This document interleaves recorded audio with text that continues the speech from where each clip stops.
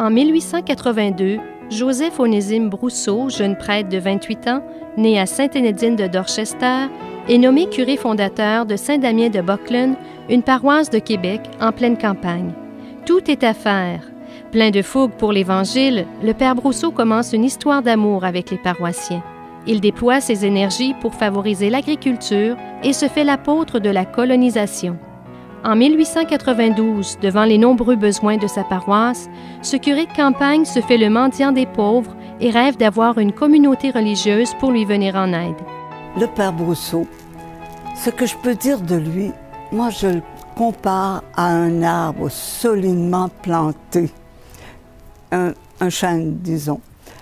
Et cet arbre, le tronc, représenterait sa foi inébranlable en la providence. Pendant 29 ans, il a quêté à travers le diocèse, l'archidiocèse de Québec.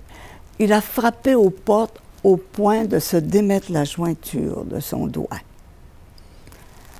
Et lorsqu'il arrivait dans une famille plus pauvre, il prenait dans sa bourse et il donnait à cette famille.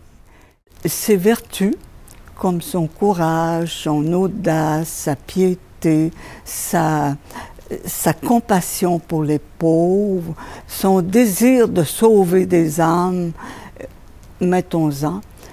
Alors, ce sont les branches de cet arbre qui a poussé ses racines dans 10 pays différents aujourd'hui, après 120 ans d'existence.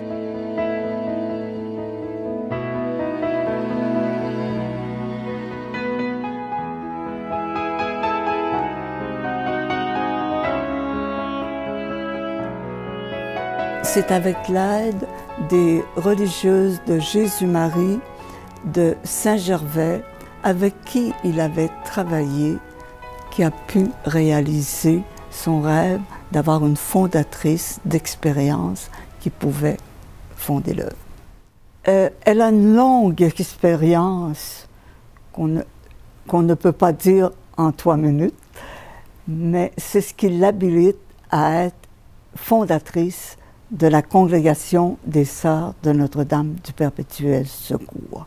Elle a apporté toute son expérience. Vous allez voir tous les ateliers qu'elle a mis sur place.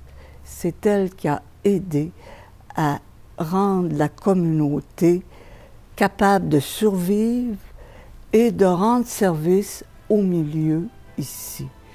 Alors, elle était d'abord très douée naturellement. Elle avait une belle culture et c'est avec ça qu'elle a travaillé. Et elle a fait des choses extraordinaires en toute humilité. Elle était très humble, tellement humble qu'on l'a baptisée la Violette des montagnes.